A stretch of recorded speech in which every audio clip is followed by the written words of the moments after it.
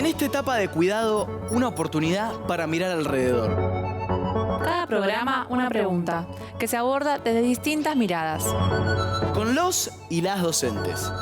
La literatura, las ciencias, las artes, la matemática, puestas para afrontar el desafío de conocer nuevas preguntas. Preguntas sin respuestas definitivas. Preguntas que dan la posibilidad a nuevas preguntas. Con vos que estás ahí, nuevos abordajes para que sigas aprendiendo. Reflexionando sobre el mundo, seguimos educando.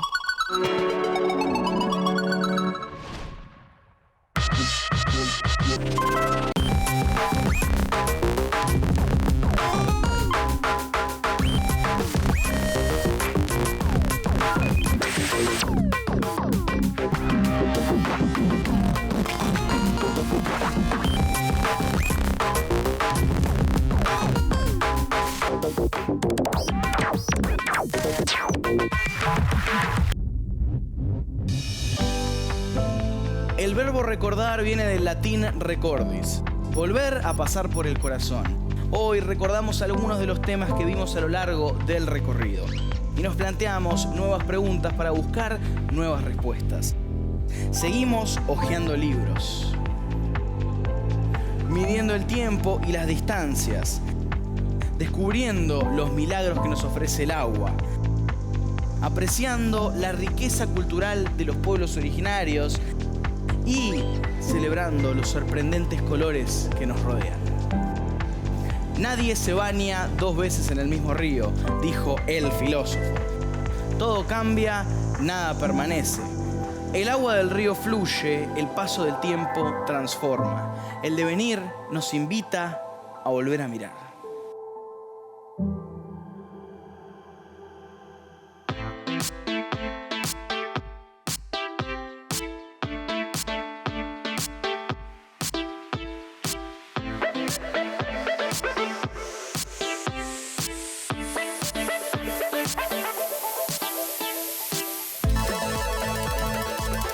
A ver, ¿cuál de los temas tratados nos toca en suerte hoy? ¿Qué nos dirá el destino?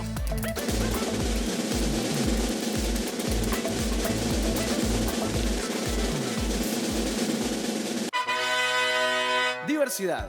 Esta semana recordemos que estuvimos pensando qué historias guardan el 12 de octubre. Hoy vamos a ver qué otras historias guardan los pueblos originarios. Como ya vimos, desde el año 2010, el 12 de octubre es en Argentina el Día de la Diversidad Cultural Americana. Así, la efeméride pasó a ser una jornada de reflexión histórica y de diálogo intercultural acerca de los derechos de los pueblos originarios. La decisión de cambiar el nombre del feriado es muy importante, ya que la expresión que se utilizaba antes, Día de la Raza, era ofensiva y discriminatoria. Menos mal que la fecha cambió de nombre, la verdad, Sí, ya había cambiado otras veces, impulsado por el revisionismo histórico, y lo mismo sucedió en otros países de Latinoamérica. En Argentina, según lo expresó en su momento el Instituto Nacional contra la Discriminación, la Xenofobia y el Racismo, el INADI, el cambio en el significado del feriado implica armonizar la legislación nacional con el derecho de los pueblos indígenas, consagrando y reconociendo que los derechos humanos tienen los caracteres de universalidad, indivisibilidad e interdependencia. Es bueno entonces preguntarnos, ¿qué historia tiene el 12 de octubre? ¿Por qué el cambio de nombre resulta fundamental para contar la historia que realmente ocurrió? ¿Festejamos o recordamos? Desde hace años se debatió acerca de lo que sucedió en nuestro continente con la llegada de los conquistadores en 1492. Por eso, establecer un feriado para conmemorar el respeto por la diversidad cultural es un reconocimiento histórico de los pueblos originarios. En estas fechas aprovechamos para discutir las versiones del pasado que nos legaron y así intentar construir un debate sobre las herencias y los horizontes. Son días para pensar juntos y juntas la vida que tenemos como sociedad.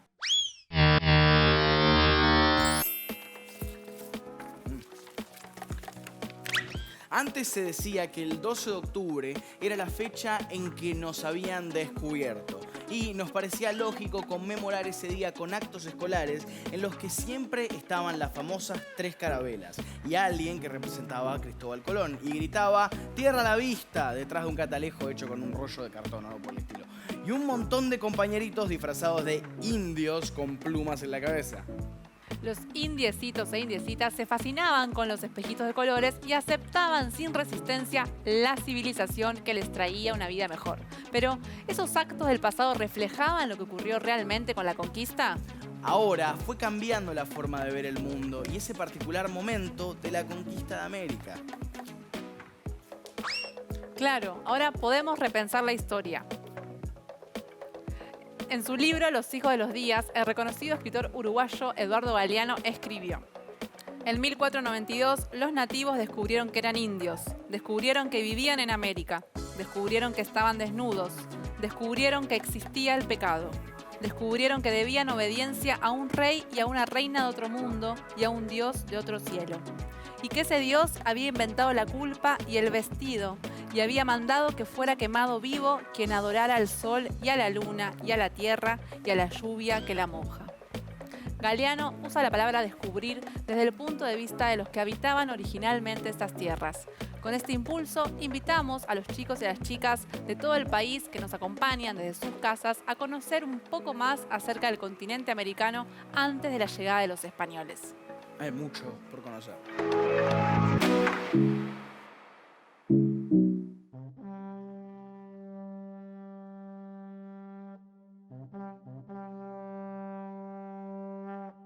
En 1917, durante la presidencia de Irigoyen, se decretó el 12 de octubre como la Fiesta Nacional de la Raza, pero también se llamó Día del Descubrimiento de América.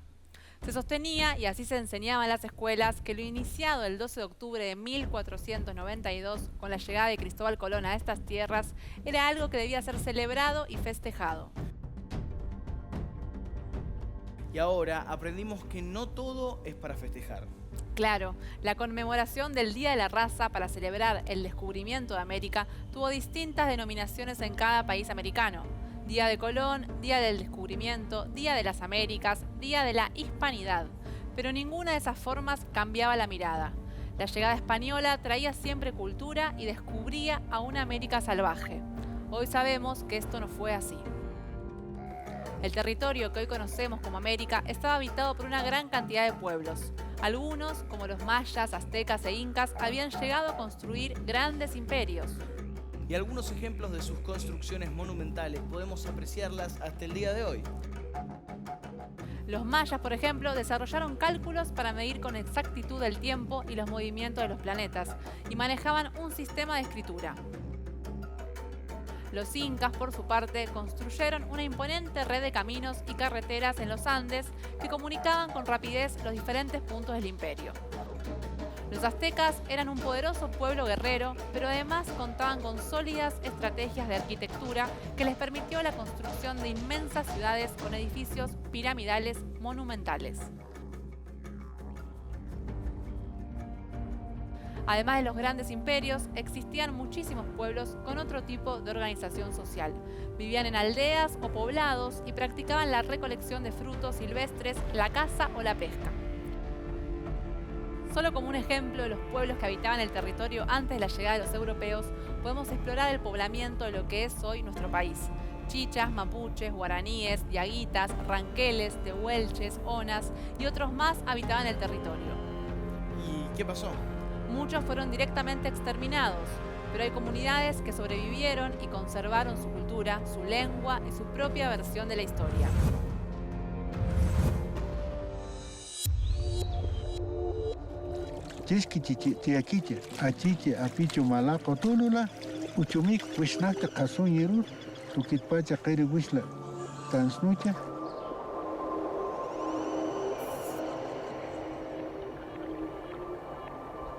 Tosa kiki, kota oklaija.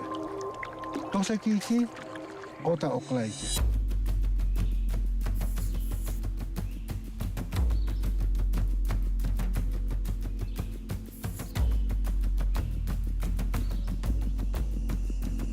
Cada origen, cada tribu viene con su idioma. Según nuestra historia, un nombre sin cultura ya no vale.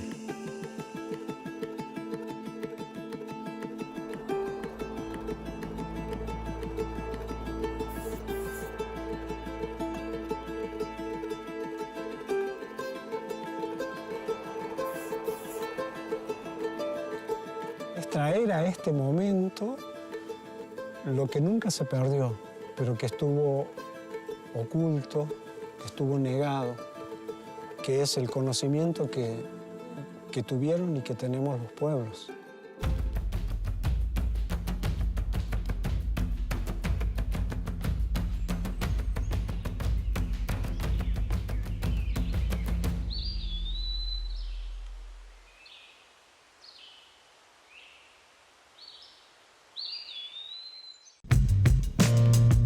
Si nos detenemos a observar el interior de los pueblos originarios, es necesario visibilizar el lugar de las mujeres. Y entonces nos preguntamos, ¿qué lugar ocuparon las mujeres originarias en las luchas de resistencia? Es fundamental traer a la memoria a Bartolina Sisa, uno de los símbolos más emblemáticos de las luchas anticoloniales del siglo XVIII en América Latina. Recordemos para los chicos y las chicas que nos ven quién fue Bartolina Sisa. Durante la colonia, Bartolina Sisa luchó junto con su esposo Julián Apaza, conocido como Tupac Katari. Organizó varios campamentos militares y participó del Cerco a la Paz.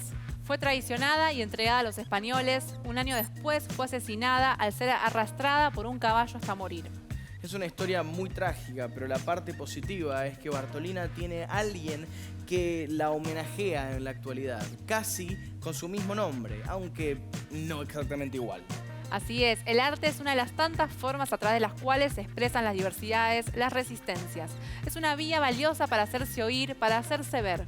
El arte interpela, moviliza y conmueve. Ser diferentes es una realidad. Todos y todas somos diversos y diversas. En nuestra forma de ser, en lo que creemos, en cómo hablamos, en nuestros gustos, en nuestros cuerpos. Maximiliano Mamaní es un artista drag andino cuya creación, Bartolina Sisa, con X, se inspiró en una chola paceña. El nombre rinde homenaje a la lideresa boliviana Bartolina Sisa. Invitamos a los changuitos y las changuitas del país a conocer un poco más sobre esta mujer que fue declarada como una heroína nacional, Aymara Bartolina Sisa, y el artista drag andino que la homenajeó con su personaje Bartolina Sisa.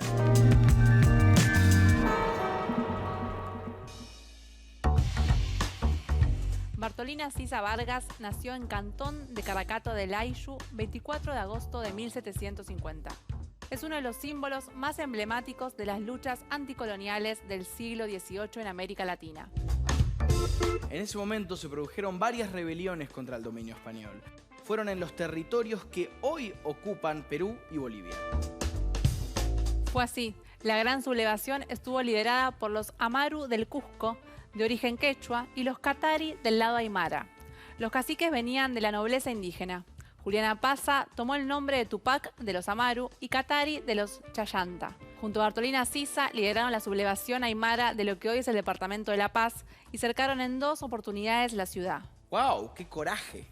Lo mismo sucedió con Tupac Amaru y Micaela Bastidas en Perú.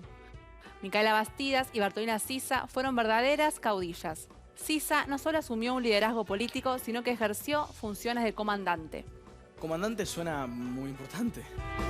El 5 de septiembre de 1782 se dictó la sentencia contra Bartolina Sisa. El fallo del oidor Francisco Tadeo Díez de Medina la condenaba a una pena ordinaria de suplicio.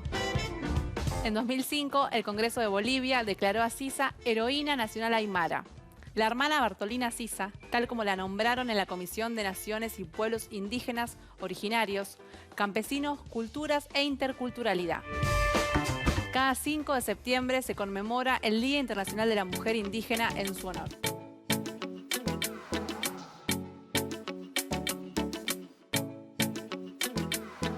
Drag queen o transformista es como se conoce a la persona que se viste, actúa según el estereotipo de apariencia y comportamiento de una mujer y realiza una performance muy exagerada de lo que sería lo femenino.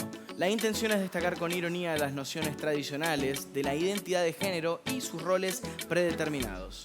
Maximiliano Mamaní es un artista indígena jujeño que estudia antropología en la Universidad Nacional de Salta, que homenajea a Bartolina Sisa con su personaje Bartolina Sisa, basado en su propia historia en la búsqueda de transformar la realidad desde una perspectiva indígena. Desde muy chico se vinculó con el arte. Primero a través del folclore, una danza en la que encontró mucha libertad, pero también prejuicios. Durante un viaje que su mamá realizó a Bolivia, él le pidió que le comprara un traje típico de cholita y ahí empezó a emprender su proceso de transformación. Bartolina Sixá nace aquí en Tilcara, en el norte. Es una construcción de un personaje drag queen que reivindica a la mujer andina, a la mujer de polleras, a la mujer del mundo andino. Mis construcciones performáticas están vinculadas principalmente a pensar cómo fuimos o somos las personas que vivimos en el mundo andino. Las personas que vivimos en el norte del país tenemos pues otras culturas, otras tradiciones, otros rituales que nos constituyen como nuestra identidad. Y en ese sentido, Bartolina toma los elementos que hacen a mi cultura, a mis abuelos, a mis ancestros, para poder un poco cambiar las cosas o visibilizar cómo somos las personas de acá del norte. Pensar lo drag o desde mi construcción y mi identidad sexoafectiva vinculada al mundo andino, para mí fue una posibilidad de abrazarme, ¿no? De encontrarme con mis propios ancestros. Yo cuando comprendí que era una persona gay, pues me sentí muy, muy solo, un poco desacompañado. Poder abrazarme desde mi indigeneidad, desde mis prácticas y mi cultura, me permitió también volver a recuperar mi autoestima, ¿no? Abrazar lo que siempre fui, tanto desde mi identidad sexoafectiva como también mi identidad ancestral. Podernos plantear desde allí también es mostrar otro tipo de Argentina que existe, ¿no? Una Argentina que no solamente se muestra por lo general en la televisión, sino una Argentina distinta. Acá tenemos una Argentina diferente, con un montón de diversidades que conviven en este mundo, ¿no? Pues yo desde muy chiquito fui a una escuela pública aquí en Tilcara. En mi escuela lo bueno que tenía era que nos enseñaban desde música, danzas y propias de la zona. Eso me permitió a mí poderme un poco volver a abrazar a mis orígenes. Ya cuando fui creciendo un poco más, me di cuenta que existen otros tipos de concebir lo argentino. En mi primera vez que viajé a Buenos Aires, me di cuenta que yo era diferente, porque había gente que me lo hacía sentir, me hacían sentir que el color de mi piel no era el que estaban como más acostumbrados a ver en la televisión, por ejemplo. Y en ese sentido fue volverme a abrazar desde allí. Me parece importante que podamos volver a mirarnos a nosotros mismos en un espejo y ver cómo son nuestros ojos, cómo son nuestro color de piel, de dónde viene nuestra familia, quiénes son nuestros abuelos. Podernos encontrar en esa historia nos crea una identidad. Maximiliano Mamaní sufrió la discriminación desde muy chico. Decidió bailar folclore, una danza que lo ligaba a sus raíces, pero también, según dice él, es un baile que se construye desde una lógica netamente heterosexual, machista, patriarcal y niega nuestras propias identidades. Presentan a un hombre varonil y a una mujer sumisa. Frente a esto, él propuso seguir haciendo folclore, pero de otro tipo, sacudir los esquemas coloniales. Los pueblos originarios forman parte de la diversidad y de nuestra identidad plural y multicultural que requiere que nos sigamos percibiendo en esa pluralidad para poder reconocer y respetar a todos esos otros y otras que no somos nosotros ni nosotras. Para Maximiliano Mamaní, esta situación desigual tan arraigada a nuestra sociedad solo puede cambiarse participando y militando los cambios que se quieren conseguir. Y él dice: todos esos cuerpos que transitan los bordes tienen que ocupar espacios de poder para que la sociedad sea horizontal y haya espacio para todos y todas.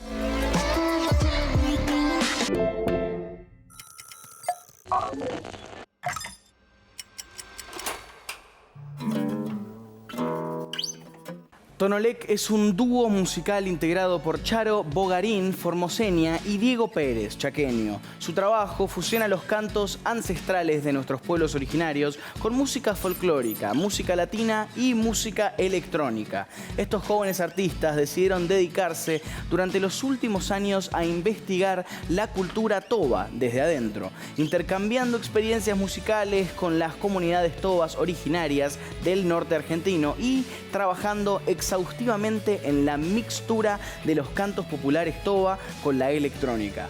Parte de su trabajo se basó en las rondas de canto y de baile del coro de hombres y mujeres tobas Chelalapí, lo que significa bandada de zorzales. Ellos viven en Resistencia, quien les abrieron sus brazos. Hoy vamos a escuchar Tierra Quebrada.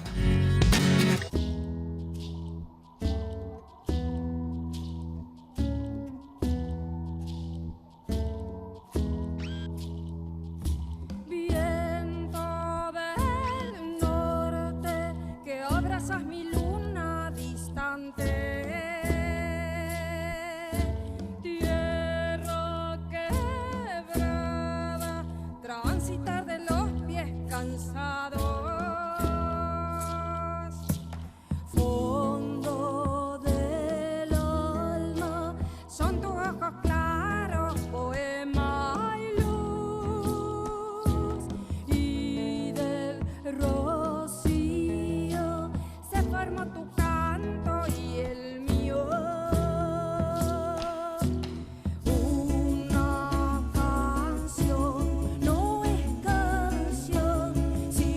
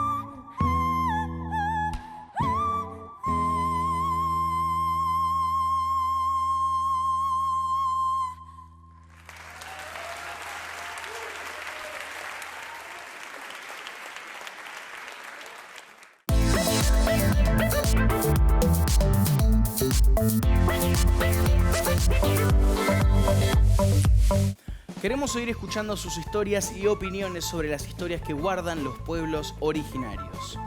Hola, yo soy Gabriela Ceras Calvis, tengo 11 años y soy de Bariloche. ¿Qué es lo que más te gustó de este proyecto? ¿Y qué fue lo que te llamó más la atención y lo que más te sorprendió? Vi el de la otra conquista y lo que más me gustó de ese fue los instrumentos, las cosas que hicieron, que todas estaban muy buenas. Y también los nombres de los indígenas que me llamaron la atención, me parecieron muy raros, pero buenos. Si tuvieras que modificar algo, ¿qué le agregarías? Para mí están bien así. Para mí no hay que agregarle nada, para mí está bien así. Para vos, ¿cuántas historias guarda el 12 de octubre y los pueblos originarios? Para mí guarda cosas tipo como algo de alguna guerra o sobre los géneros diferentes.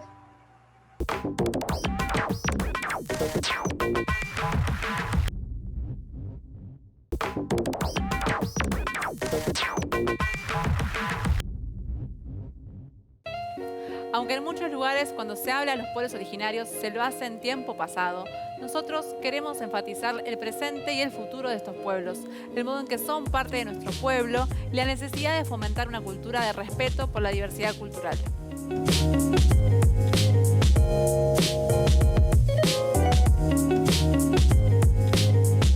Nore, que en una lengua toba es fuego. Una de las formas en que las culturas de los pueblos originarios se hace presente en la vida cotidiana es en la lengua. En muchas regiones de nuestro país se habla de la lengua en distintos pueblos, guaraníes, mapuche, huichi y tantas otras que se conservan porque se siguen hablando.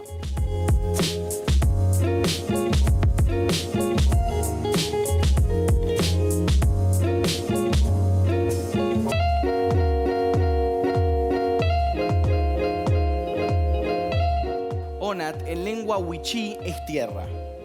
Presentamos en su momento a la educación intercultural bilingüe y su importancia en la conservación, reproducción y recreación de la cultura de los pueblos originarios. Queremos detenernos hoy en las lenguas, testimonios vivos de culturas que han resistido la conquista y los procesos de imposición cultural.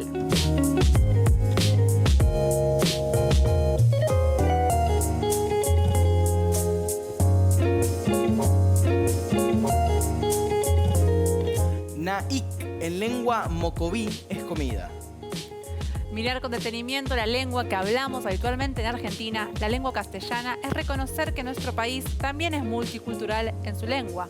Muchas palabras que usamos en nuestra vida cotidiana son influencia de los pueblos originarios que de a poco y no sin esfuerzo dejan sus marcas en este diverso y complejo pueblo que somos.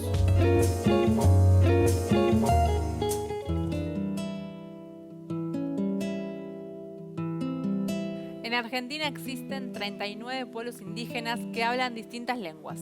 Algunas de ellas provienen de familias lingüísticas propias del territorio y otras se hablan en el país, pero fueron traídas por inmigrantes de países limítrofes. En el último censo nacional del año 2010, el 2,4% de la población total del país se declaró indígena, es decir, más de 950.000 personas. En 2019, en conmemoración del Año Internacional de las Lenguas Indígenas, el Centro Universitario de Idiomas, CUI, elaboró un listado de 36 lenguas ubicado en un mapa en el que se indica qué pueblos habla cada una de ellas y dónde se localizan. Además, en el mapa se señala qué lenguas tienen hablantes activos, cuáles no y cuáles están en periodo de revitalización. Con distintos grados de vitalidad siguen vigentes 15 lenguas, 9 están en proceso de recuperación y otras 12 se consideran sin hablantes, un término que reemplazó a extintas, que no se utiliza más. Hay que tener presente que eso no significa que esas lenguas estén muertas, sino que hoy no se conoce a persona que las hable, pero nada impide que puedan hacerlo en el futuro. Veamos algunos ejemplos de estas lenguas. En algunas lenguas, como la toba, mocoví o huichi, las relaciones de posesión entre algo poseído y el poseedor se indican directamente sobre el sustantivo, mediante un prefijo de posesión. De esta manera, los sustantivos que se refieren a las partes del cuerpo, a las relaciones de parentesco o a los objetos personales llevan obligatoriamente la marca gramatical del poseedor, como mío, tuyo o suyo. Acá vemos algunos casos donde alguien, un yo, se refiere a las acciones que realiza su abuelo. Otra de las características de estas lenguas que llamó la atención a los lingüistas es la presencia de determinadas partículas que se anteponen a los sustantivos y serían equivalentes a nuestros artículos como el, la, los o las, pero que tienen la particularidad de indicar la forma, la posición o la distancia relativa de la entidad a la que los sustantivos refieren. Los que vemos son algunos ejemplos tomados de la lengua toba.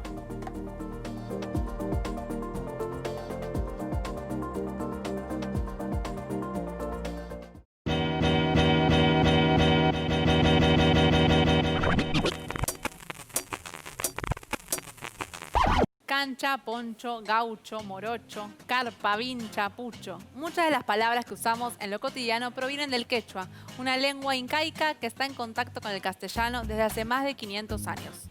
En sus distintas variantes es una lengua que tiene gran vitalidad en algunas regiones de Bolivia, Perú, Brasil, Chile, Colombia y Ecuador. Te digo un nombre hermoso en quechua, Amancay. ¿Sabes qué quiere decir? Muy lindo nombre, pero no sé lo que quiere decir. Lirio silvestre, ¿no está buenísimo? Hermoso. Agrego otros nombres en distintas lenguas. Arandú, que en guaraní quiere decir sabio inteligente. Palambí, también en guaraní, que quiere decir mariposa. A ver, me parece que con esta gano. Macusin es un nombre en yamana que quiere decir hermano. Está bastante bueno. Es muy lindo también, sí. Hay 5 lenguas originarias que son las predominantes: guaraní, mapuche, quechua, tobacom y huichi. También se habla pilagá, mocoví, tehuelche y las demás que vimos en el mapa. Sería bueno preguntarnos qué se conoce sobre ellas, por qué es importante cuidarlas, valorarlas y promoverlas. La educación intercultural bilingüe es una modalidad del sistema educativo que garantiza el derecho constitucional de los pueblos indígenas. Plasmada en la Ley de Educación Nacional número 26.206, promueve un diálogo mutuamente enriquecedor de conocimientos y valores entre los pueblos indígenas y poblaciones étnica, lingüística y culturalmente diferentes, y propicia el reconocimiento y el respeto hacia tales diferencias. Vamos a hablar ahora con alguien que conoce mucho de educación intercultural bilingüe. Preséntese y por favor díganos dónde vive. Hola chicas, chicos y chiques, yo soy Josefina Navarro y soy profesora de lengua quechua. ¿A quiénes está dirigida la educación intercultural bilingüe? La modalidad de educación intercultural bilingüe está dirigida a las, los y les integrantes de los pueblos originarios, porque su objetivo principal es promover y fortalecer sus pautas culturales, su lengua, su cosmovisión y por supuesto la identidad de estos pueblos. La educación intercultural bilingüe es un campo de derechos luchados y ganados por las comunidades y organizaciones indígenas. Y si bien fue creada con el objetivo de saldar una deuda histórica con los pueblos originarios, yo creo que de alguna manera todas, todos y todes nos beneficiamos con ella, ya que ella promueve un diálogo de conocimientos y valores entre las personas pertenecientes a pueblos originarios y las que pertenecen a otras culturas. ¿Cuáles son los desafíos que se presentan en esta área de aprendizaje en el siglo XXI? Uno de los mayores desafíos es poner en valor la diversidad cultural y lingüística. Es decir, a través de la educación intercultural bilingüe tenemos que habilitar espacios de diálogo entre las diversas culturas y permitir que los niños, niñas y niñas no tengan que perder su lengua para poder educarse. Si queremos una sociedad más inclusiva, es fundamental que se aplique la modalidad en las escuelas, ya sean en contextos rurales o en las grandes ciudades. ¿Qué sucede con las lenguas originarias en los contextos urbanos? Los contextos urbanos, por ejemplo, Capital Federal y sus alrededores, concentran una gran cantidad de migrantes. Muchos de ellos se reconocen como indígenas. Esta presencia tiene su raíz en los diferentes procesos migratorios internos y de países limítrofes que se dieron a lo largo de la historia. Esta presencia hace que exista una gran diversidad lingüística en los grandes centros urbanos. Por ejemplo, es muy común viajar en el tren y escuchar hablar guaraní, quechua o algunas otras lenguas indígenas. Sin embargo, lamentablemente, estas lenguas no tienen un lugar en el sistema educativo y su preservación queda relegada a la voluntad de las familias. A esto hay que sumar que no existen datos concretos que den cuenta de la cantidad de hablantes de lenguas originarias que existen en el país. lo cual nos ayuda a planificar propuestas de revalorización y revitalización lingüística. ¿Podemos decir que Argentina es un país multicultural? Efectivamente, Argentina es un país pluricultural y multilingüe. En el país habita una gran diversidad de pueblos indígenas. Por ejemplo, por nombrar algunos, Pilagás, Mocovíes, Coms, Wichís, Mapuches, Collas, Guaraníes, etc. Me parece importante agregar que en Argentina, además de hablarse español y las lenguas de migración, se hablan con diferentes grados de vitalidad 14 lenguas indígenas, lo cual nos da una riqueza cultural muy valiosa. ¿Qué se espera que suceda a futuro con respecto a las lenguas originarias en nuestro país?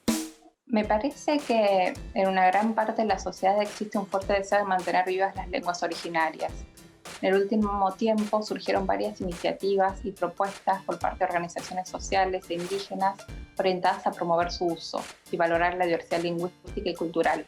Esto, de alguna manera, da una cierta esperanza para la preservación de las lenguas indígenas en el futuro. Muchas gracias por participar y por compartir todo este conocimiento, no solo con nosotros, sino con los chicos y chicas que están en casa. Bueno, chicas, chicos y chiques, espero que les haya servido lo que les conté y les invito a los que no saben lenguas indígenas a que se acerquen a ella porque van a descubrir otros mundos, y a los que ya hablan alguna lengua indígena que no tengan vergüenza de hablarla, que es muy importante preservarla. Y como decimos en quechua, Tinkunakama, que significa hasta nuestro próximo encuentro.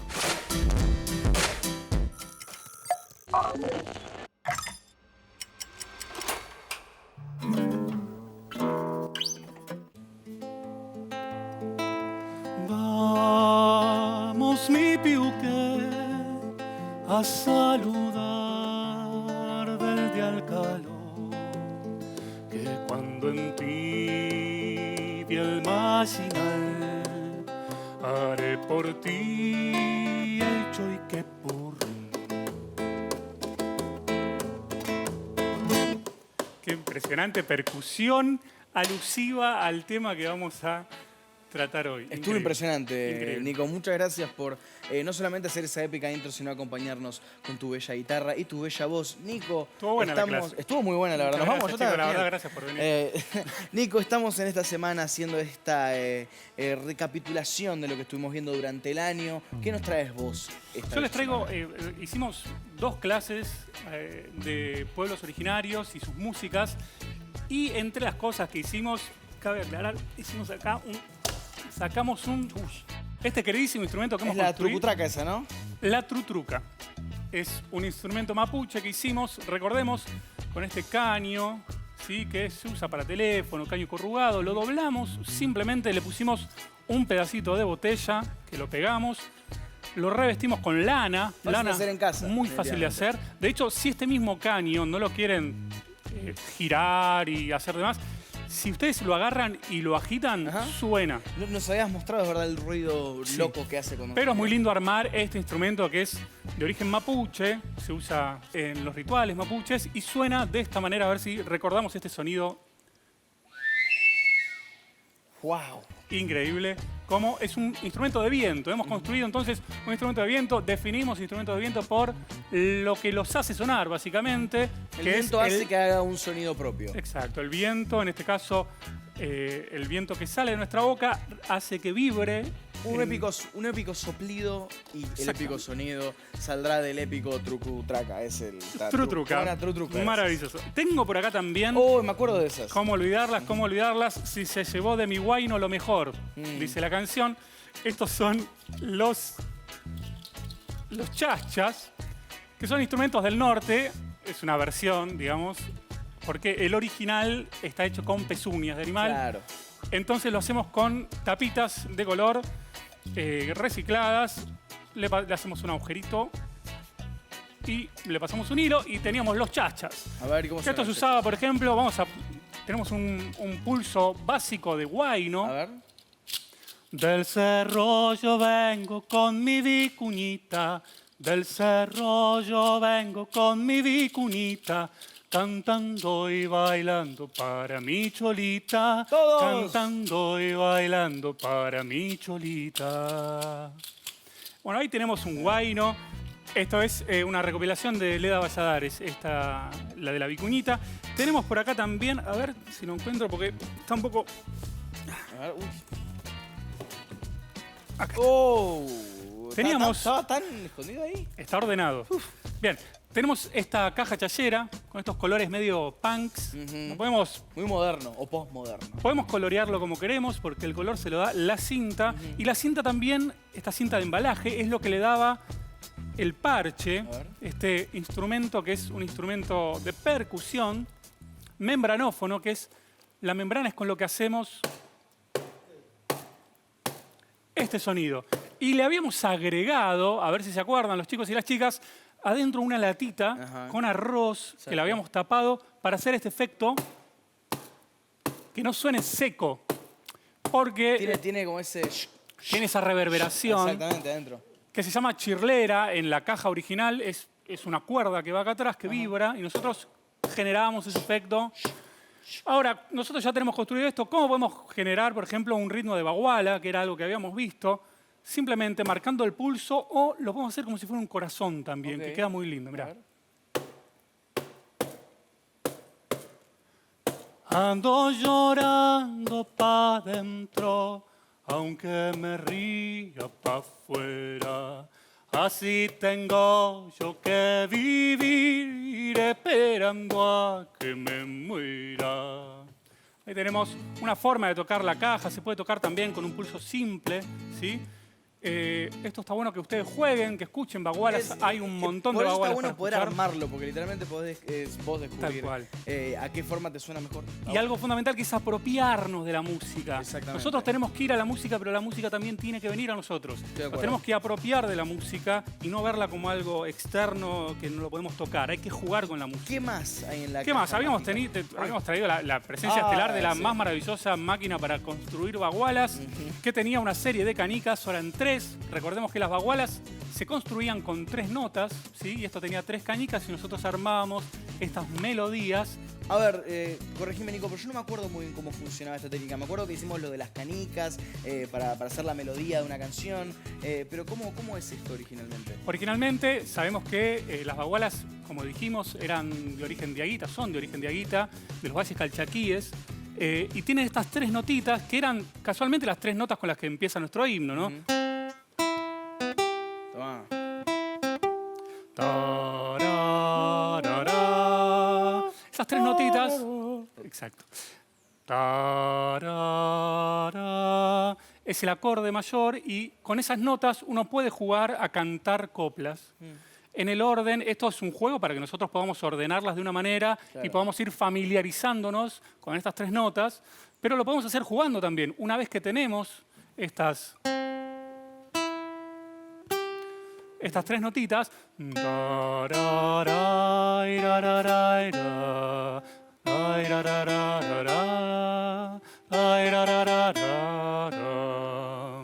que habíamos visto cómo ubicarlas en el teclado, habíamos visto todo esto. Y acá tenemos, por ejemplo, un ejemplo de baguala, un ejemplo de copla, que habíamos dicho que era una herencia española, porque las coplas son de origen español. Y podemos ver esto que decíamos, que me interesaba que lo podamos ver un poco más claramente. Eran octosílabos, esto significa 8 sílabas, ¿sí? Versos de 8 sílabas. Como podemos ver, la primera oración para cantar bagualas, para cantar bagualas, para cantar bagualas. Bueno, estas son 7, ¿sí? Pero pueden ser 7 u 8. Siempre son 8 o 7, pero no cambia eso, ¿sí? Porque a veces son de transmisión oral y hay alguna sílaba que falta o que sobra, pero en general son de 8 o de 7.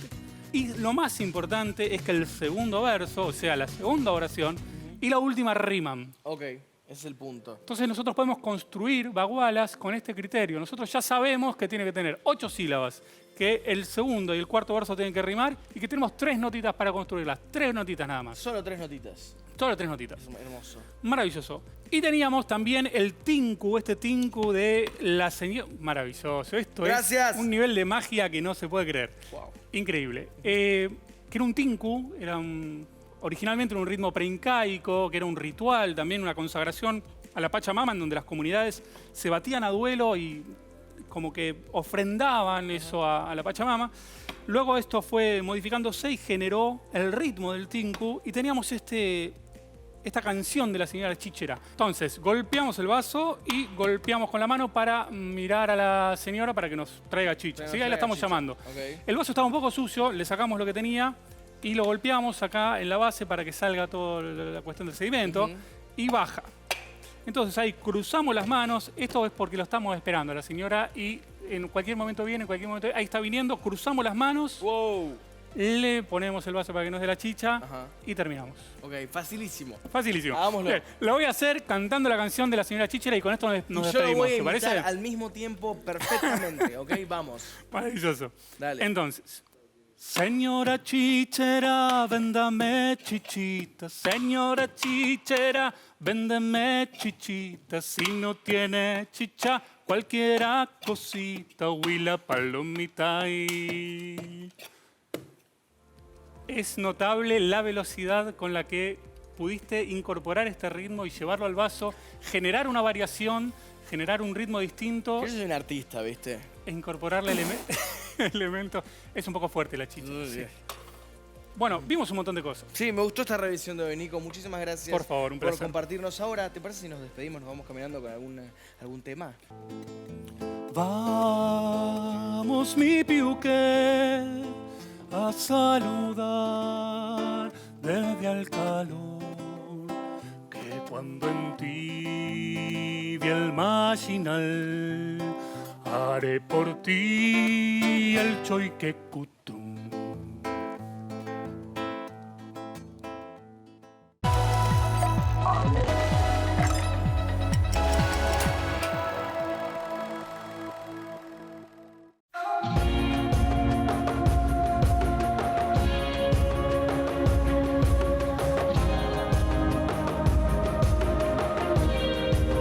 Durante la semana en que nos preguntamos acerca de cómo pensar y reflexionar el 12 de octubre, nos acercamos a la historia del Imperio Incaico para hacer visible y comprender la complejidad de lo que significó su conquista.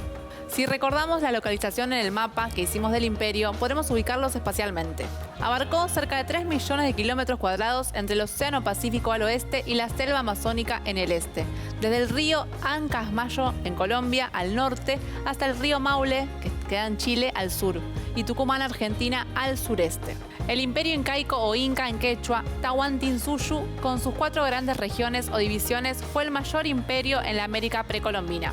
El territorio se denominó Tahuantinsuyo, que se escribe con W, o Tahuantinsuyo, que se escribe con H y U. Y al periodo de su dominio se le conoce además como Incanato. La riqueza de su cosmovisión, su relación con el mundo natural, las deidades que componían su politeísmo, los rasgos de la lengua quechua, se ponen en evidencia en las leyendas que, no exentas de poesía, relatan la potencia y el valor de este gran pueblo. Vamos a compartir entonces la leyenda del tesoro del Inca.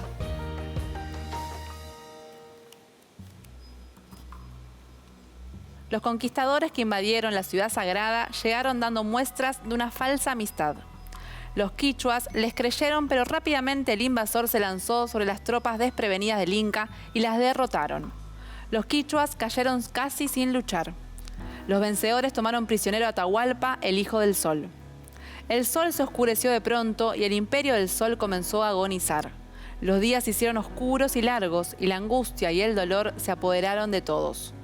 Los que alcanzaban a tejer alguna esperanza pensaron que el gran Atahualpa podría ser rescatado. Los conquistadores, sedientos de oro, no vacilaron en negociar la posible liberación. Aceptamos, pero queremos oro, mucho oro, dijeron. «Puedo llenar de oro esta habitación que me sirve de celda», contestó el Inca. «Es poco». Entonces el Inca estiró los brazos hacia arriba, se puso en puntas de pie y haciendo una señal en la pared exclamó: «¡Hasta aquí!». A los invasores les brillaron los ojos de codicia. Cabían en ese lugar millares de bolsas de oro. Nunca habían imaginado tanta riqueza, por lo que sus ojos se encandilaban y se les nublaba el pensamiento. Varios chasquis difundieron la noticia en todas las provincias. Todos debían aportar oro para la liberación de Atahualpa.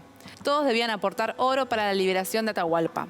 En pocos días comenzaron a desfilar por las altas huellas de la montaña guanacos cargados con talegas de oro que pendían a ambos lados de las cabalgaduras. Todos iban rumbo al Cusco. Los quichuas habían comenzado a despertar, pues el gran Inca podía ser liberado. Estaban por todo el reino en esas tareas cuando recibieron la peor noticia de todas. El Inca Atahualpa, el hijo del sol, había muerto en la hoguera. El rescate era imposible. Consternados por la noticia, aquellos que llevaban la preciosa carga ahora inútil resolvieron reunirse en un cruce central de los caminos al pie del cerro Pachamama. Y ahí tomaron una decisión unánime: ocultar el tesoro del rescate. La caravana desfiló días y noches por senderos abruptos y desconocidos donde jamás el hombre había puesto sus plantas. Un amanecer, luego un crepúsculo y finalmente la noche vieron desfilar sin descanso a esas sombras dolientes rumbo a lo desconocido. Iban como empujadas por las alas del viento a cumplir su designio. Y por fin, en un sitio que jamás nadie podrá revelar, ocultaron el enorme tesoro del imperio. Rogaron con fervor a la Pachamama que lo guardara por siempre en su seno.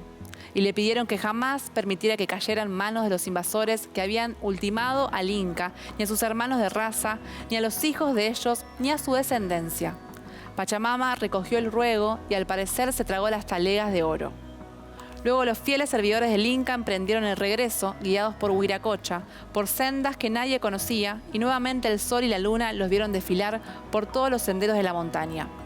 Era un ejército derrotado y triste, para quien ya no existía Dios ni rey. A sus espaldas quedaba sepultado para siempre el tesoro que no alcanzó a salvar la vida del Inca, que era la vida de la raza. Los blancos buscaron el tesoro durante siglos, pero nunca lo pudieron encontrar.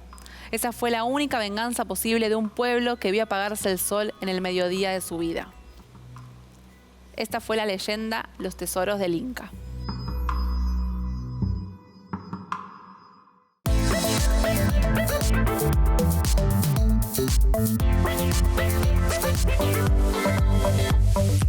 Es el momento otra vez de escucharlos a ustedes y los que nos tienen que decir sobre el tema de esta semana. Hola, soy Agustín de Viedma.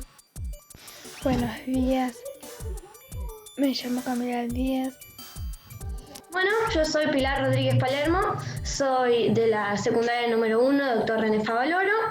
¿Qué lenguas de pueblos originarios conoces? La mapuche, la de nosotros, la de protagonistas. Conozco la lengua quichua. Actualmente hay departamentos como Loreto, Atamisqui, Figueroa, en otros que aún se habla. Aquí en Villa Silípica, departamento Silípica, hay personas quichuistas hablantes. No conozco muchas, bueno, la más conocida y la que creo que es la más común hoy en día es guaraní. Y después alguna otra, no sé si recuerdo. Sé que hay más, sí, sé que hay muchas que quizás no sé, pero sé que existen. ¿Conoces alguna palabra de alguno de los idiomas originarios? Sí, conozco 3. Maún, Churia, Walter, Uma y Peñín, algo así, no me acuerdo muy bien. Peñín. Hermano. Generalmente aquí hablamos algunas palabras en quichua como aclaray, alegría, ancla, maestopao, machu, burrío, miski, dulce. Chusco o chusco se le dice el hijo más pequeño. No, yo tengo un compañero que vivió 2 años, creo, en Paraguay y él a veces decía algunas palabras, como que nos enseñaba. Ahora vive en Argentina y nos enseñaba quizás algunas palabras, pero no las recuerdo. ¿Por qué es importante la educación intercultural bilingüe? Primero, todo el mundo necesita aprender. Y yo en la escuela escuché de un tipo de escuelitas que tienen 3 idiomas. Que yo digo, está bastante bueno, juntás a 3 y aprendés el mismo idioma de los demás, si es con el tuyo. Lo que pasa es que si vas a una escuela donde no hablan tu idioma, perdés tu idioma, que es como tu origen.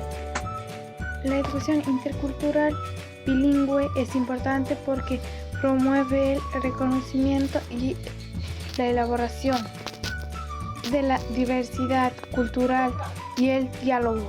Permite también mantener viva nuestra lengua madre aquí en Santiago del Estero, Quichua.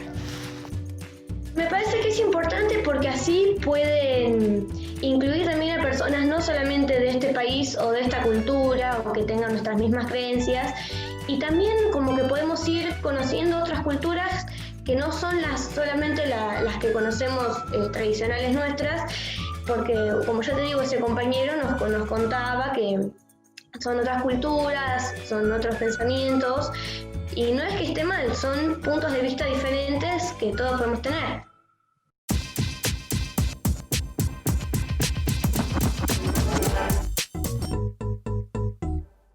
Hoy volvimos a ver por qué el 12 de octubre en Argentina es el Día de la Diversidad Cultural Americana. La fecha dejó de ser el Día de la Raza para convertirse en una jornada de reflexión histórica y de diálogo intercultural acerca de los derechos de los pueblos originarios. ¿Y cómo pasamos de asumir que en 1492 nos descubrieron a discutir las versiones del pasado que nos legaron para construir un debate sobre las herencias y los horizontes de nuestra vida en sociedad? Además, como forma de visibilizar el lugar de las mujeres, volvimos a destacar la figura de Bartolina Sisa, uno de los símbolos de las luchas anticoloniales del siglo XVIII en América Latina. Y a Bartolina Sisa, con X, personaje con el que la homenajea el artista drag andino Maximiliano Mamani. También vimos que las lenguas de los pueblos originarios, lejos de desaparecer, se hablan en distintas regiones del país.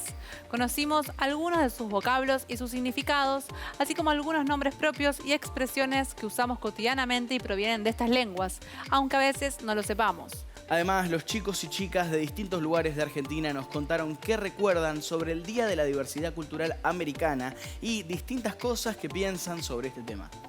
También leímos una leyenda vinculada a la cosmovisión del mundo del pueblo quechua y escuchamos una canción de Tonolec, un dúo que fusiona cantos ancestrales de nuestros pueblos originarios con música folclórica, música latina y música electrónica.